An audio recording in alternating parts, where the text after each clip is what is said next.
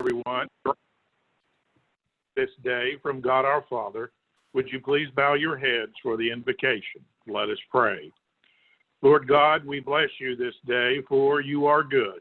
You make the sun rise on evil and the saints. You let the rain fall on the just and the unjust. You give all people everywhere life and breath. Yet we recognize that in this great nation, we are among the most blessed anywhere in your creation. You have granted us freedom and abundance, safety and security, the rule of law and neighborly love. Thus, we ask that you guide Flotilla 12-6 this week, Lord, that we may be good stewards of these good gifts for our families and for the auxiliary.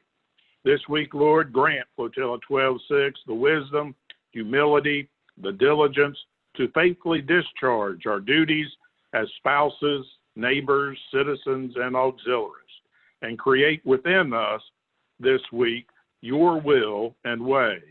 Write these virtues on our heart so that we might always and continually serve and honor you, our nation, and the auxiliary. This we ask in thy name. Amen. Amen. Amen. John and Mike, I have enabled the actual screen sharing. So at any time you feel like you want to go ahead and then press share screen to show anything from an agenda and anything else, you're welcome to do so. For other people, just to make sure, if you are currently muted, you have to then, if you were to either ask a question or need to do a report, you have to go ahead and unmute and then go back to the mute session. All right, so now we know that we have a guest, Roy Holler, and I want to welcome you to our flotilla. I'm sure you'll find everybody friendly and willing to help. Can I have a motion? Everybody, I sent out the minutes from May and June for everybody to read because we didn't have a quorum last meeting. Can I have a motion to accept the May meeting minutes? I make a motion to accept, except there are a couple of typos, John, that I'd like you to try to fix. Repeat that again, please. Make a motion to go ahead and accept the minutes for June, but there are a couple of typos that just need to be quickly fixed. They're minor. Okay. All right, second. All in favor? Aye. Aye. All right, John, I'll send you the suggested changes. okay. John Swink is who I'm talking to there. All right. John has the, I sent the finance to everybody, the finance report from June. John, I just want to say really quick, not to interrupt you. John has asked me to assist with taking the minutes because he's going back and forth with 2 meetings. So if I ask a few extra questions, I just wanted to let you know why. Okay, no problem. It's okay. All right, I have the June finance report in front of me. I sent that out to everybody. Does John want to elaborate or? Sure, John. Really very limited activity for the month. Interest of 7 cents that posted. We had one disbursement of $6.95 for a postage mailing. That was really the only transactional activity for the month. Current balances in the accounts are $10,555.98. Okay, and membership dues requests are going to go out in August. Correct. As for the new regulations, if I have to disenroll somebody, I need that much time to Yeah, we process know, the John. paperwork. Just do it. Okay. So that brings us to, okay. Okay, I attended the online division meeting, which was held on July the 7th. And just some highlights. Not everybody had much to report. They said that at that time that they didn't know if there was going to be D-Train, but D-Train is officially canceled. And they're allowing patrols as needed, and there'll be no training involved. And you have to take 2 tests. One of you fill out a COVID-19 high-risk assessment form, and you have to also take a blood-borne pathogen training, and at a later date, they want you to hand it in to DIROX, but not at this time, just to hold it, and the coxswain will have a copy. A lot of people saying, well, what does blood-borne pathogens have to do with the virus? It really does. Blood-borne pathogens have to do with if you come upon somebody or somebody's bleeding, you're not going to try to just stop the bleeding. You're going to suit up and you're going to put PPE on. And that's what's involved. And then afterwards, whatever is left around, if there's bleeding, blood on the floor, it has to be cleaned up. If they're going to make this part of the requirement for going on a patrol, whether it's surface or air, I can see them requesting blood-borne pathogen kits down the road, because if we come upon somebody bleeding or one of us gets cut, how are we going to tend to the person without the proper PPE? When I worked for Con Edison up in New York, we were trained on blood-borne pathogens kits. And what comes in the kit, you get a complete suit, you get gloves, masks, booties, and duct tape to take your gloves onto your suit. And then you have one of those big red infectious bags. And everything that you use while you're either tending to somebody bleeding or cleaning up goes into the red bag. And it's probably in the neighborhood of $200 per kit. And there's certain fluids in there that are used to disinfect, which are all dated. And they have to be upgraded every so often because the date expired. They have expiration dates. The other one is a list, just really asking if you were out of the country, the normal questions that they would ask somebody to screen somebody for COVID-19 without the actual test, of course. It's all voluntary information. If you're a high-risk person or anything like that, it's self-explanatory. And I believe there was another item you had to do. Let's see what this is. John, Yes. as member training officer, the third, as David referred to just a little while ago, is the first responder awareness level training. And that, the bloodborne pathogens is about a 25-minute, really not that difficult to do. After you do it, at the end, you will receive a certificate, which you are supposed to print out, because right now these things do not go directly into AUX data. Okay. However, the emergency response first responder awareness level training is much more involved. It's a several-hour course where you had better take a lot of notes, and then you have a test at the end. When you pass that test, which is not easy, there is no certificate that is presented at the end. I simply took a picture using my cell phone on the screen that said I had passed the test. And you are supposed to have that documentation before you do anything operationally. That's my take on it. That's it. And screenshots, you can always print them out if you can save them to your email and then print them out with your computer. Well, you can print them out, go to CVS and print them right off your phone. Right. But that is what they are requiring now. And that bloodborne pathogens, is not on for very long. It expires pretty quickly. So people who want to do it, they need to go ahead and do it now. But that's just for operations. Right. And that's it. Right now, we have an issue because Mike has this life preserver observation group where we have 4 locations. I think it's Yeah, like, John, let me, I was going to talk about that, John. yes. So, All right, I won't. okay, but John, one other item that I noticed on your agenda, that I think Philippe needs some time to go over his topic. I Yeah. just want to make sure there's enough time for that. Okay. And also, folks, for some of you, Philippe is going to cover a document, so try to get to your inbox. He sent something via the mail that was made in your inbox 30 minutes before the meeting. So just giving you a heads up so that you're ready when it gets to be his time.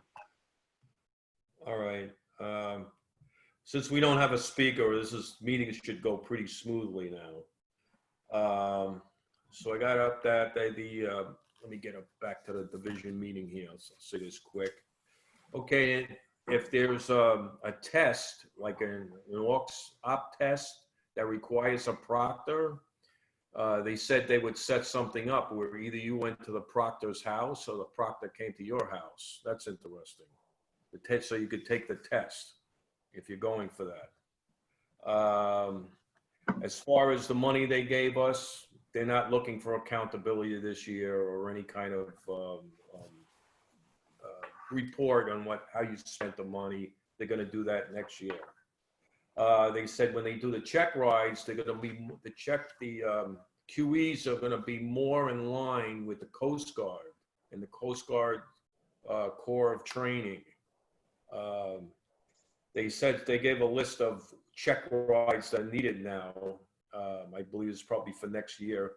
They said Division 12 has 10, Division 2 has 26, and Division 10 has 13. Well, let's see what else. Again, I thank the V's that let me know that they're going out and requested permission for my authorization so they can go out to perform a marine dealer visit or a VE. There'll be no AUX food service because several members of the Coast Guard tested positive for COVID-19. So they don't want us working with anyone, and I don't have a problem with that. Let's see. Mike, they put a new acronym in one of my emails, so we didn't know what it was. So I sent a letter to the division commander. It was COLM, and I said, "Now what is this?" They're trying to figure it out. I Googled it. All these Colorado something came up and everything. So I asked the division commander, and he says, COLM stands for Chain of Leadership and Management Practices. And we won the NACO 3-star award again. That was Mike Heisler. He sent the information in. So let me give it to Mike, and if anybody has any reports. Okay, well, let me ask Philippe if he wants to start. Philippe, are you there? I'm there. Can you guys hear me? Yes, I can hear you. All right. Hello, everyone. So sorry for the short notice, but I did send you guys a document that I would like to share. Let me see if I can share that screen. Did everybody receive that document already? Philippe, I got the email. I see an attachment to it. I got There was it, no Philippe. attachment? Yeah, there was in mine. There was in mine too. I printed it out. Yeah, Okay. trying to print it right now. All right. What I'm going to do is I'm going to share my screen, and we're actually going to go straight into AUX data. Let me find that page. There you go. All right. So this is the time that you guys were all waiting for. Can everybody see that screen? Yep. Yes. Yes, sir. Yes, I can. Got Everybody it. can see it? Yes, All right, Philippe. so when you go to aux data, they call it the Salesforce, whatever, you all should have received that initial login. Now, when you do this for the first time, so you can look at this, it's uscg.force.com/auxcommunity/login. When you get there for the first time, you do not have a password. So what you need to do, you need to put your username, which is your ID at uscg.aux. No, I can't. I don't have a headphone. I don't have a headphone. And you click on forgot your password. At that point, it will get you through a process that will send you an email with a temporary password, and you will be able to log in and finally get your password. So I already have done this. This is my password. I log in. Now you screen. So it will ask for another way to authenticate yourself. This is a safety reason. You can either choose for them to send you an email. So this is my email that is in the system. Or I choose to get a code that is going to my mobile device, my phone. So what I'm going to do here is I'm going to say, okay, Correct, send me sir. that code. Right now I'm waiting. These are all codes, it doesn't matter. Of course, it's a live demo, so you never know what can happen. Oh, no, I'm sorry. There is an app on the phone called Salesforce Authenticator. And so that's something I can help you guys download on your phone. There's different if it's iPhone or the other operating system. But so I have a little app, and right now it's showing me a code that is going to expire within 30 seconds. So I have to click it, and I'm in. All right, so I can work with you guys one by one on how to get in. Now your screen might look a little bit different than mine. Remember that I'm an NFSO IS, so I may see a few more things. But let's jump in straight to the entering of the data. The document that I put together is very simple, step by step. If you have it with you right now, you can follow. It is going to be mostly to guide you on how to enter the codes that are pretty straightforward. And I chose the 99 codes. We all know the 99 codes. We'll report them on 7029. I'm still going to use those words, 7029 form and 7030 forms. But really, I expect them to become obsolete very quickly. It doesn't matter. It's no longer a form. It's a code that you're going to apply. So we can do a more in-depth training later on. I'm going to let you, explore by yourself. But for the sake of submitting a document, we're going to go to activity log. And immediately, you're going to see a button here that says new. When we click on new, it's going to ask me what type of activity, and we're all going to select units. The other codes are very specific, and they're usually not to be used anyway. So this is the code for individual. Click next. Now here's a trick. And the reason I delayed this training is because aux data, while it had been released for a while, had a lot of bugs and needed a lot of improvements. One of the recent improvement is we don't have to worry about the unit and OPCON for most of our members. And Phil Poole is here present. He might be one of the few members that actually perform mission outside the regular OPCON of the sector Charleston. And when he goes to a specific station or other sector, he has to pick up a specific OPCON. But for the sake of the 99 codes, this will default to Flotilla 12.6, as well as the OPCON that goes well. So don't even worry about it. Operation codes are very specific, and I will let you know what they are when we do response to a hurricane.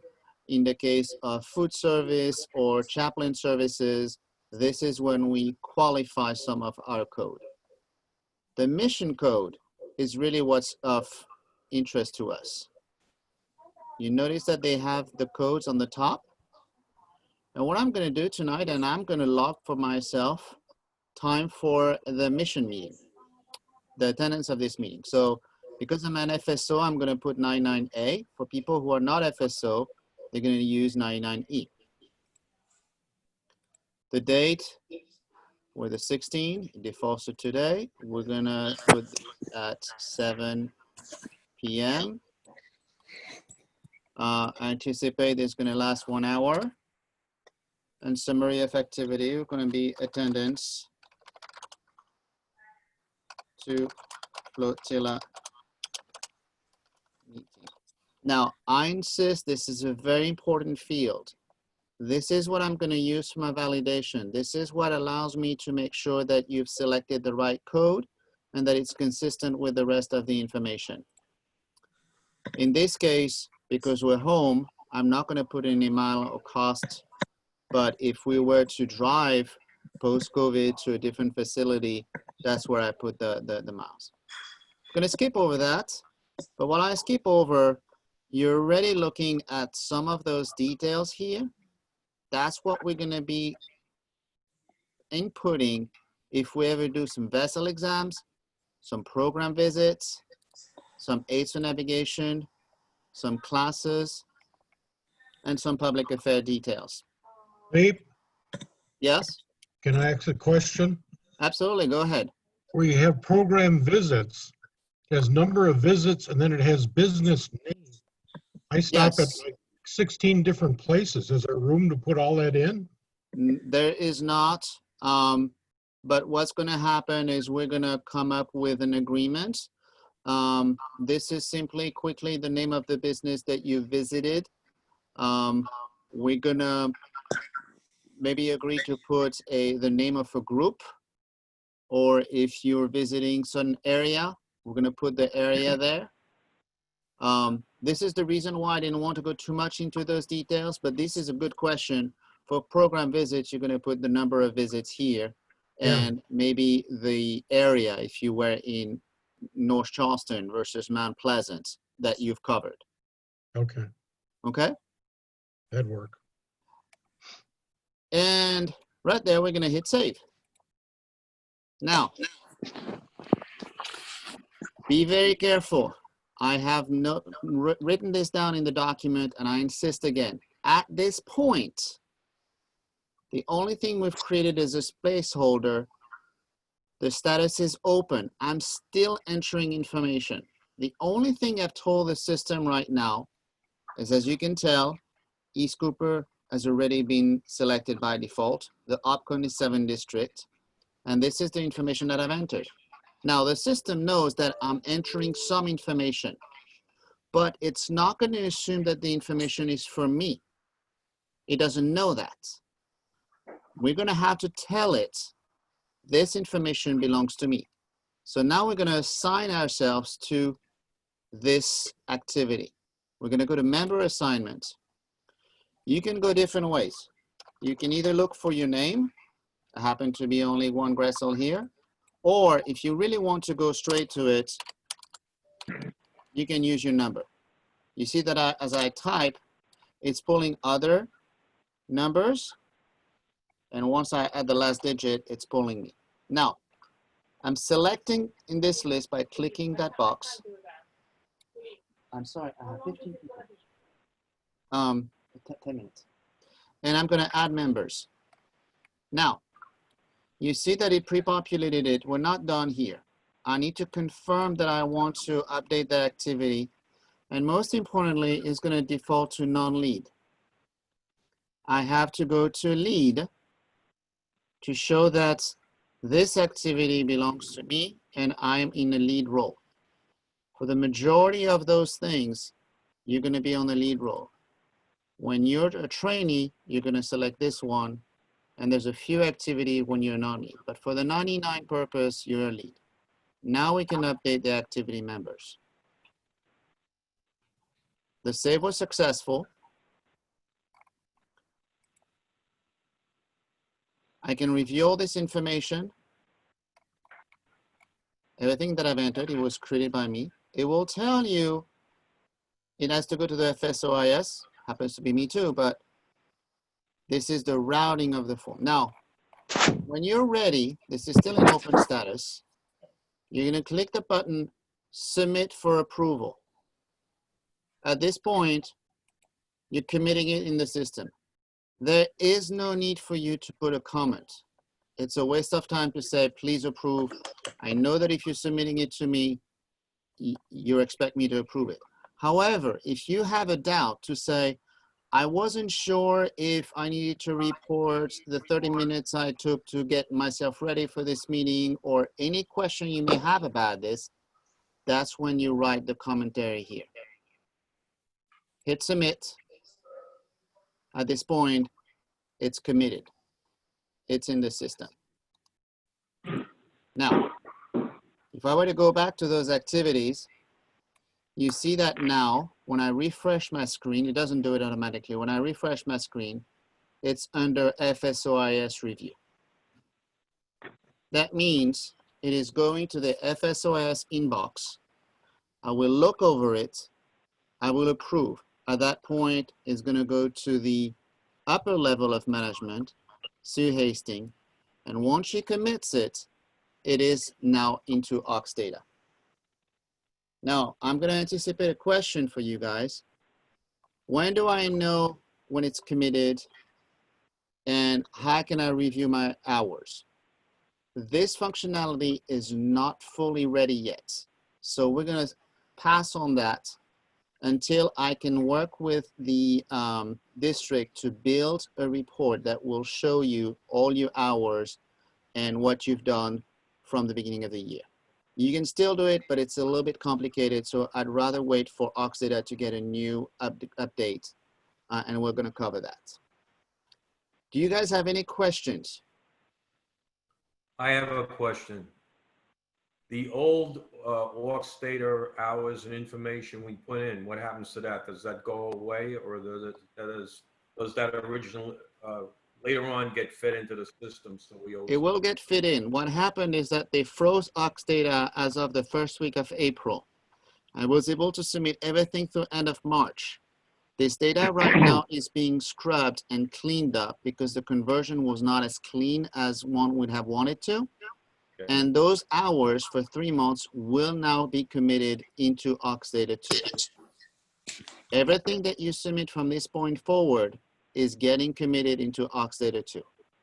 So I encourage you guys to start submitting your hours, not only the 99 ones, but you saw some of the very easy one, vessel exam, program visits. These are very straightforward. How many visits, what area? How many exam?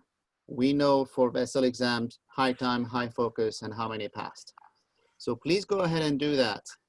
And hopefully within a month or two, we will have the capacity to now run a report on each member, and you're going to be able to check that all your data was committed.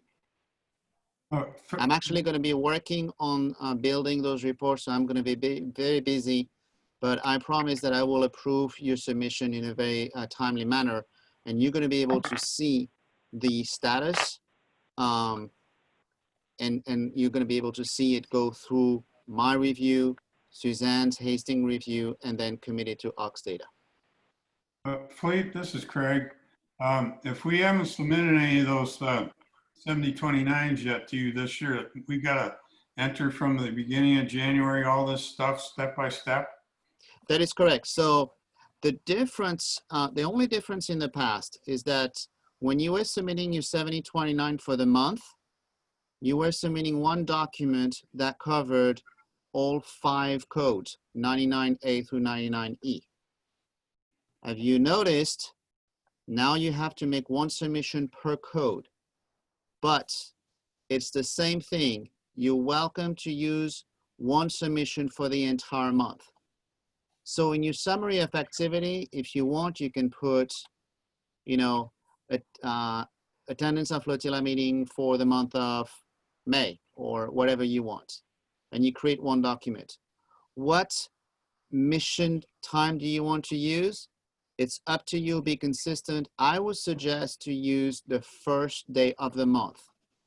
So I know if it's on March 1st, you're submitting all the data for March. If you think it's more intuitive for you to use the last day of the month, you're welcome to do that too. What's going to be important is you create a date that is within the time range that you're reporting. Philippe, also, does this document stay open as you're inputting all the entries for the month, or does it only stay open for each entry and you close it and then reopen?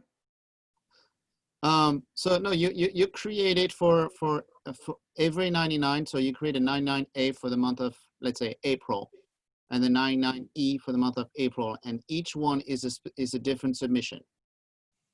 Oh, you got to put all your codes for one category at one time, is what you're saying, or can do them? Correct. You submit every time you use a code, you submit it. So you're not going to have separate. You're only going to have a maximum of 5 submissions per month, then, not. That is correct. And most of the people only use 2 or 3 codes per month. So you're lumping all your hours together, what you're telling me. That is correct. Oh, so this is like the summary sheet that used to come with the 7029. Philippe, I think Phil Poole had a question for you. I think I may know the answer, but Go ahead. Phil, could you go ahead and ask the question? Yeah, I don't think you want to hear it. I've got, and I've sent you today, 67 reports. Are you telling me I got to put 67 reports into this thing? You're going to be extremely proficient, Philippe, but what I like about you sending me this, and then I'm going to receive your submission and I'm going to be able to verify quickly that's exactly how you wanted them inputted. Once you do that a few times, it actually goes very fast. I think you're going to lose a lot of hours. But take your time. There's no rush on it. And, we have 7 months. We nearly have 6 months to catch up on. Just take your time, one bite at a time. And at the end, we'll be able to get it done. That's what we had.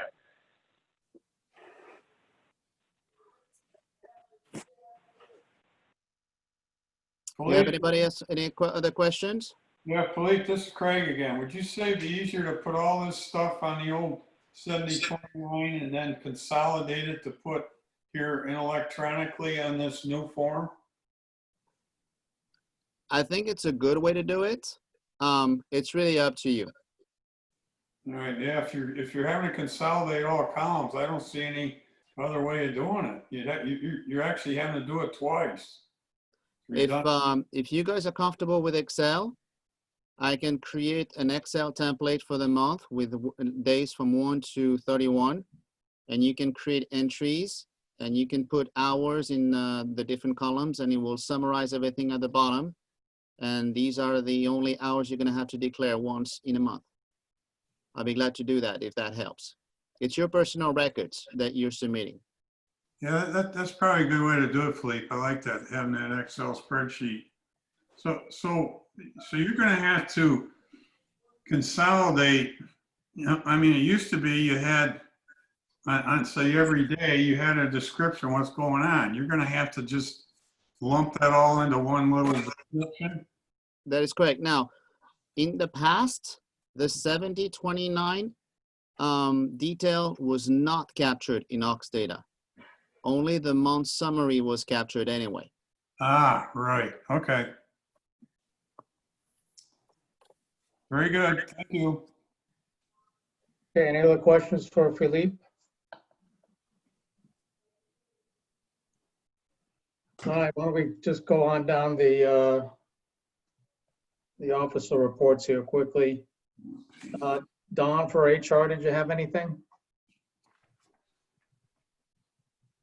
Not much, just we have a couple potential new members, which one of us is joining us tonight, Roy Holler, and we hope he decides to continue forth with joining us. We have another application in queue that has been in limbo for quite some time due to COVID. And then I've also reached out to a few other potential members, just waiting to hear back on whether or not they are still interested. And then some are waiting until COVID is over before they even think about it. So that's pretty much it. Okay, thank you, Don. For operations, Luke can't attend. Finance, John? Anything? John, I think he's on a call. Oh, all right. We'll move on then. The member training, Susan, did you have anything additional? Yes. I received something yesterday concerning ICS 300 and 400. It is now an online course for people who are interested in moving up in the ICS systems. It can be accessed on the Coast Guard military site, the e-learning USCG military site, 300, 400. To take those courses, however, you have to have already completed 100, 200, 700, and 800. So basically, you're talking about coxswains or anybody else who has taken those 4 courses. If you're interested in working more with incident management, this 300 and 400 would be the courses that you would take. If you have any problems with any of these things, including the COVID risk assessment form, the blood-borne pathogens form, or the introduction to risk management, please contact me and I will try to assist you going through this. That's it. Susan, you may want to, I don't know if people know this, but the 300 and 400 is temporary offered online. I don't know if they will move it to actually offer it in the future online. If they're doing it because there's a need in the Coast Guard in order to meet force readiness.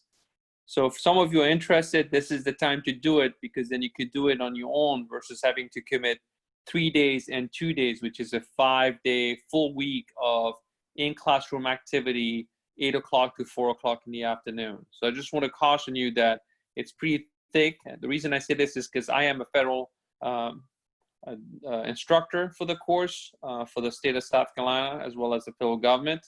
And I just want to say that that might not, so if you really may have an interest, consider doing it now before they make it possibly and take it offline. Thank you, David. I did not know that. And I appreciate that update. Also, they're asking once again if we want to have the AMLOT middle level course in this area. We're to submit, but that is definitely, I mean, I've only known it to be in a classroom situation. So right now I'm just not sure about that. But if anybody's interested, I'll give them, it's a leadership course. And if you're interested in it, contact me and I'll help you. Now that is all. Susan, this is Mike. Can you say again where these 300 and 400 online courses are located? Not the normal Ox Learning? No, I tried going through that first, the LMS site, and did not have any success with that. So then I went back and did some more searching, just a Google search. And it is, here's what it is. If you're ready, it is HTTPS : Susan, cut and paste it and put it in the chat room. There will be no okay, error. that's exactly what I'll do. Thank you very much, David. That's a much better idea. Mike, it'll show up there in about 2 seconds, okay? Okay, thanks. Yeah. Bob, how about vessel exams, public visitations? Well, for vessel exams, except for Dr. Phil, we're just starting on those. But I do have something real quick. I've had people ask me where they can go to get a vessel exam. And I'm gonna, in my next newsletter article, I'll have the list, but they can go online to cgaux.org. That's the auxiliary site. And there's a place there that you click on it. It says, I want a vessel exam. And if you click on that, you get all the information, or it asks all your information, address and where the boat is and everything. And they will assign it to examiners near that location. So if anybody wants to know, they can just go online and that will be arranged that way. For visits, it's the same kind of thing. They're going on, but we're just starting to get back into it, so not much yet. Okay, thanks, Bob. John, are you still on the phone? For finance? Okay, sorry. I already gave the finance report earlier. Really nothing else I mentioned earlier, but I'll just reinforce the dues I'll be mailing out in August, or the notifications for the dues. So look for those to be coming. That's it. Okay. Okay, public affairs. Well, let me go first onto this one here. I'm going to take the opportunity for publications to just talk about the Life Vest Wear observation program. It's basically up in the air right now. People are trying to figure out what kind of cautions are required for people doing the observing. Have not gotten an answer as yet. And we're basically through practically, 3/4 of the way through July. So it's going to be a challenge getting all 4 sites. And I'm not sure that people are actually expecting all 4 sites to be done. There's some sectors that are not basically doing any of it. So at this point, I had planned for this Saturday. I'm going to send out a text letting everybody know that until we hear for sure, we really can't. We can't really go ahead and do it. So Saturday is canceled. So I just wanted to get that clear. Okay, Bill, public affairs. So Mike, it's been, as you know, fairly quiet. Some articles and for the newsletter, and as you and I agreed, we're trying to do profiles on the new members one at a time. I think that builds a cohesiveness, and I think you agree. We don't know really who these people are, and now they're colleagues of ours, so let's find out. Yeah, I agree. And once we're really back up and running, I'd like to know, and I'll go through John or you or somebody, or the various officers, as to what is planned, because that helps in public affairs to let people know what we're doing, when we're doing it, and get outsiders involved. But right now, it's fairly quiet. Except for that Bill received Public Affairs Specialist 3 certification. I hope everybody read the newsletter. You read that? You want to elaborate on that, Bill, for us? Yeah, a little bit. So the wisdom of the hierarchy in the Flotilla decided that I should go to PA school, which was back in 2018, and that's a long weekend. And as some of you may know, I'm actually involved in journalism, have been for a while, and I was pretty impressed. I thought these folks really knew what they were talking about. I was impressed. And you come out of there with lots of assignments, and it takes a while. Anyway, then Barbara Birchfeld called, and she was interested in taking me across the line because there are three levels of PA certification, PA specialist certification, the lowest being, or the first being 3. And I hadn't really focused on it, but she was way focused on it. And suddenly I was devoting a whole lot of time to studying everything there was about becoming a PA3. And there was a week ago today, there was an oral board, and I went through the oral board and passed. And so then Barbara, God bless her, she got very excited. She got very excited, and she was writing news releases and all kinds of stuff. So I'm pleased. It's nice to be on the other side of that. Bill, may I suggest a potential story that's local? For some of you may have read in the local newspaper, the new Beckham High School is opening up, and they're going to have a U.S. Coast Guard ROTC program, which for some of you don't know, that's like the military pathway towards the actual getting into the either the academy if you meet the requirements. So it's will be preparing people to understand the service and be a feeder into something called the AIM program, which is a program that allows people to do the year prior. They do a summer in Groton, Connecticut. So it's almost like they'll be mentored. So there might be opportunities for us to get involved, considering it's in our little neck of the woods. So you may want to reach out to the high schooler. There was an article in the Post and Courier. Dennis Bradford, who is a port specialist at Sector Charleston, was instrumental. Commander Wong, has unfortunately retired. He was second in command, but he is now working for the Maritime Association. So he's still local. But my point is there's a great story right there to talk a little bit about how we can build the pipeline and maybe feed in and check in with them. Also, that was featured in the Moultrie News this past week, and the PA article with a nice picture was also in the Moultrie News, which is distributed as part of the Post and Courier. Yeah, the Post and Courier owns Moultrie News.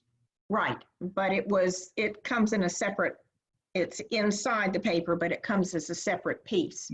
And both the articles were in there. Okay, I'll run it down. Thank you very much, both of you.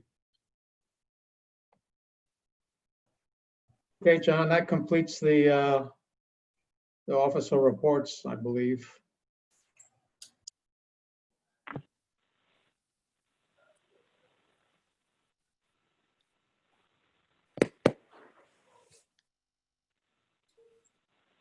John, you're, hold on. You need to unmute.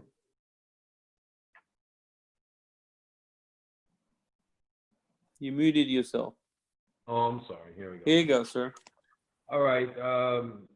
Is there any old business that we would like to cover? Anybody would like to speak about? We pretty much moved forward now, and the vessel examinations are starting to be done, and marine dealer visitor. I told Bob I have 4 of those plastic holders. They hold 3 pamphlets apiece. And I have some kayak and water sport, personal water sports booklets I can give, and I have plenty of those paddle reflectors, so they can go out if anybody has a need for those. But that'd be something you would hand out to a kayaker, but I don't think you would want to have that much of interaction with the public. As Philippe said, that the help desk is up and running because I put in for 2 ID card replacements, one for John Swink, and it went right through, and Ed Gearhart. Now I imagine that the division commander has them and he's sitting on them, so I'm going to try to see if I can get him to send them to me, and as soon as I get it, they're going to go out. So if there's no old business, is there any new business? John, this is Craig. Yes. I realize we don't have this we aren't currently involved with this with our flotilla, and we don't have an officer at this level. Could I just make a quick clarification comment on Aug Scout? That is development since the division meeting. Okay. For those of you who are not aware of it, the Coast Guard Auxiliary has a memorandum of agreement with the Boy Scouts of America to work with their Sea Scouts, and their Sea Scout little units are called ships, like our flotillas. They're kind of the equivalent. And there's a little bit of confusion on who has to have what training to work with the Boy Scouts, you know, given all the problems they've had with the abuse of the youth. And we can also work with regular Boy Scouts and Explorer Scouts, not just the Sea Scouts. But at any rate, there's this qualification that if a flotilla that is chartering a Boy Scout, Sea Scout ship or sponsoring them, they need to have there are 5 or 6 of the officers in the flotilla that must have this youth protection training. Otherwise, you do not have to have that training, any of the auxiliaries, unless you're going to work with the Boy Scouts or the Sea Scouts. Then you as an individual auxiliarist needs to at least minimally have that youth protection training. And it is recommended that all auxiliarists get this youth protection training. That particular training is found online on the Boy Scouts of America site. It's very easy to find on it because it's like in a big bullseye to take youth protection training. And that training is actually good for 2 years, and then you have to take it over again. I will say it's not a quick course, and there are, at least to me, there were some, I thought, upsetting units, and they warn you in there. Well, especially one of the units, a little bit upsetting to see, because it kind of gives you an insight what's been going on with these poor youth. And just also for your information, and I'll let you go. As far as the Sea Scouts are involved, currently that involves youth from the age of 14 to 20. And it's not only boys, but it's also girls. So that's my latest update with as far as the required training to work with the Scouts. Hey, Craig, did you look up on Facebook those groups that were involved with that? I did briefly go to the Facebook site. Thank you for giving that to me, John. I didn't look at any great detail on there. Bruce Johnson, who is the national chief of the youth groups with the Coast Guard Auxiliary, just put something new on there. He's constantly clarifying certain things, but no, I hadn't seen what you were talking about specifically, John. Right. Okay, any other new business you'd like to discuss? Anybody have ideas they want to share with everybody? We're going at a snail's pace, but we don't want anybody to get sick. And if anybody in the flotilla don't feel comfortable, they're shelving all the riot status on any kind of activity that we did that's opening up. So everybody's health is important, and that comes first, and your family comes first. You know, like they say, the Coast Guard has to go out, but they don't have to come back. Well, we have to come back. So keep that in mind, okay? I have some awards. That's why I put it in there. I'm sure somebody would have said, oh, you made a mistake on the agenda. You put the awards. You should have left it out. But I did get some awards. So I want to start it off. First award I have here is for Philip Poole, and it's Auxiliary Performance Award in appreciation of outstanding volunteer contribution for VE RBSVP from the United States Coast Guard Auxiliary. And look, and it came with a ribbon. So I'm going to send these out after this meeting, and you'll get this in the mail. So that's for Dr. Poole. So I have a applaud. Hey, thanks. Okay. Number 2. We have a sustained award for Philip Grisell. It's the 5th award, and I don't know why they didn't put the hours, but the 5th award would amount to 3,750 hours, and he gets a star. So this is for Felipe Grisell. Okay, could I have an applaud for him?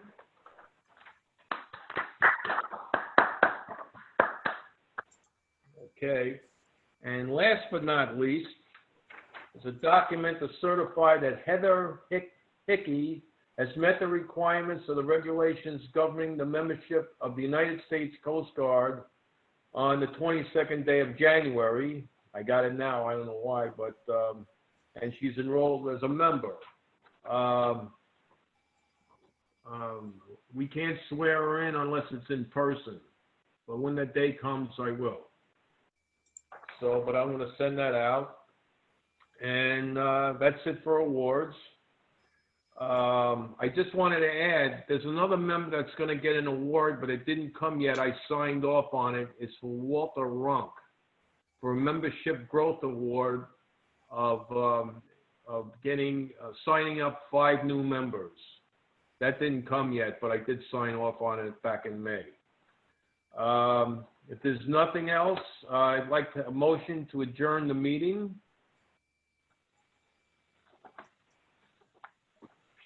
I so motion. Hello? I second.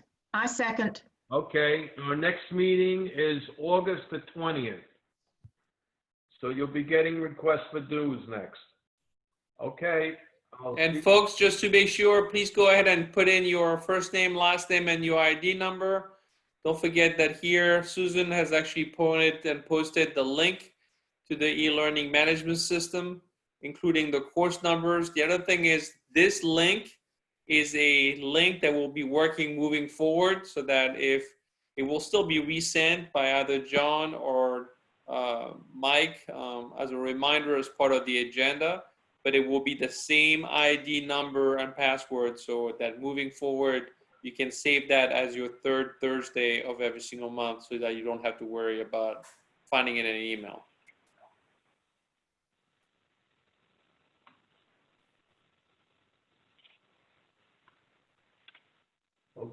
All right, everybody, I'll see you next month. All Thank right. you so much, sir. Okay, so long. Go on.